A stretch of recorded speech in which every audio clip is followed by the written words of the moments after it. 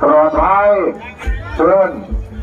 ทุกมองเสร็จสับเรียบร้อยปลอดภัย100%เลยครับบอกกล่าวเจ้าที่เจ้าทางบอกกล่าวเจ้าแม่นั่งหน่อยเท่านี้ลูกหลานที่นั่งสอราชวงศ์บ่ได้ลบหลู่นำมาสู่เพื่อชัยชนะขอให้ขึ้นสูงขอให้ลูกซาธรรมดาได้หลายทำคะแนนได้เยอะๆไปที่งานสอราชวงศ์จงดุ3 2 1ไป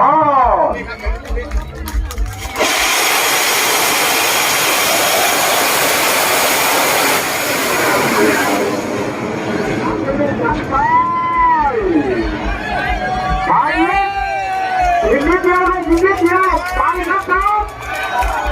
ไปให้มันสุดเลยสุดยอดของการเดินทาง